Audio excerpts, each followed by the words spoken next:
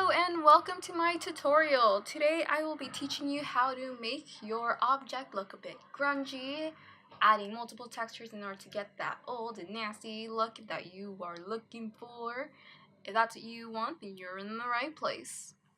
So first things first, if you're starting from scratch like I am, make sure you are in Cycles Render, because then you won't be able to do this if you're not in Cycles Render. Make sure you are in Cycles Render. I cannot stress that enough. Another thing that I personally like to do is add in a sun, because this little lamp is not really doing much once it's rendered. So I'm just going to go to Shift A and get myself a sun. There we go. I'm going to lift up my cube so it's not sinking into this place. And I'm going to make sure I have a material already. If you don't, so if it's just like that, don't worry, just go to New and you'll have your material right there. Now, on to the next part. We are going to click Tab, so we're now in Edit mode instead of Object mode, and we're going to unwrap this little cube right now by clicking Smart UV Project. If you want to, you could just click Unwrap, but I'm going to go with the Smart UV Project because it's a simple cube, and I'm just going to click OK. This does not have to be like that, just whatever, just click, don't change anything. Afterwards, we're going to go to our node editor, and I already have my nodes showing up, just in case if you don't, because it has happened to me before. My nodes are not showing up, but you can always click on use nodes and they'll pop up and you'll be fine, okay? Now we're going to go to Shift A and put in our image texture right there. I already know what image I'm going to use for mine, and if you don't know what image you want to use for your own object, or you're just going on Google Images and you want a better way to find one, go to textures.com. They're free. You just have to sign up and it's pretty easy. I'm not sponsored, by the way. I just think it's a very useful tool for Blender. Anyway, back to where I was going with this. I'm just gonna get my image over here, which I put right there. And I popped, okay, there. Alright, so now that I have my image over here, my image texture, I can easily plug it in and call it a day. But once I do that, you'll notice that it looks a bit bland. Like, this image is decent, in my opinion. There's nothing wrong with it. I mean, if someone just wants to leave it like that, then sure, you can do that. But I personally want to spice it up a bit by adding other textures, you know? And personalize it instead of just plopping an image on there. So how I'm going to do that is by adding more image textures. Beforehand, I downloaded a dirt texture and a kind of like crackle texture as well for this tutorial. If you want to do that, then I can leave the links to those images down below. So I'm going to do the exact same thing and put a texture, image texture right here. And we're going to open up our dirt right over here. If I can find it, there we go.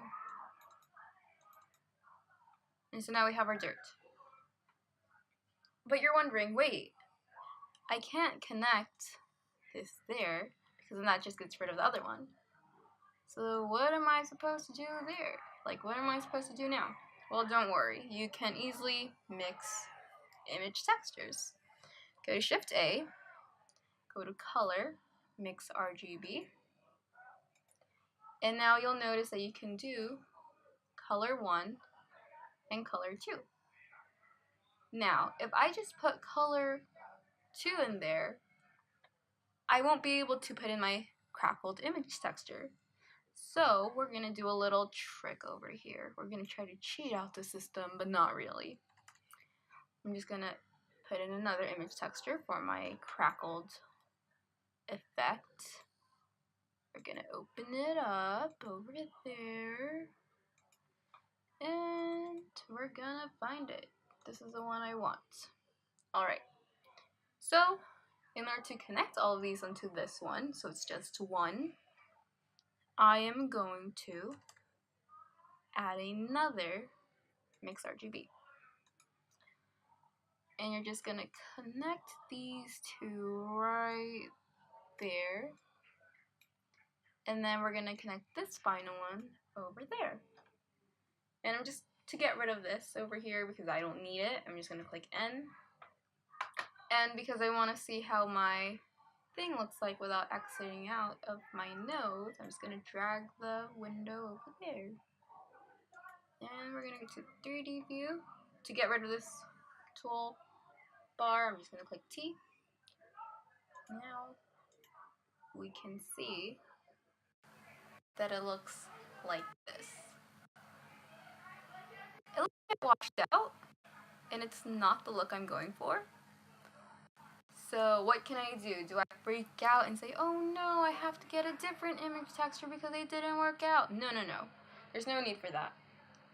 What you can do instead is add another little tool over here in your nodes. Add another node to change the color, the contrast, and the hue. And when you do that, it's going to change the look of your thing. It is kind of a trial and error thing where you have to kind of mess with it so it's what you want. And I'm going to teach you how to do that right now. We're going to go to Shift A. We are going to go to Hue Saturation. Hue and Saturation. You can go in between these or you can go in between the other ones. I kind of want this there, and you'll see what I'm going to do right now. But first things first, I want to mess around with my mix to see if that makes any difference. And it's kind of making a difference, but not really. So we're gonna go with my hue over here. What if we make the saturation a bit higher? It's changing colors. As you can see, it's changing colors. And that's what I want. I want it to be a bit more pigmented instead of that washed out like white that it had. And I think this is good enough. If you want to stop here and you're fine with that, then you can stop there. I'm gonna go for more, just experiment more. Once again, I'm just gonna be messing around with my hue and saturation for my dirt. Not exactly for my crackles, since it's more of a one little thing that doesn't really have much color to begin with. It's just showing up right there, so I don't really want to mess with that. I want to mess with my dirt so it can show up just a bit more. So I'm going to add another hue saturation over there. And let's see what happens when I mess with it just a tiny bit. I also want to change my hue just a little bit. And as you can see, it's kind of making it a bit purple. Not entirely, but it's changing the color just a little bit. Or maybe I'm just saying things. Either one, it works. I don't know. I feel like this is making a slight difference. And I think I'm happy with it. Once again, you can use these tips to apply it to whatever else you want to do. Like I applied these techniques to a bowl, so you can apply it to anything else. If you enjoyed it or you learned something from it, then I'm glad, and yeah, I don't know what else to say. Thanks for watching. Goodbye and farewell.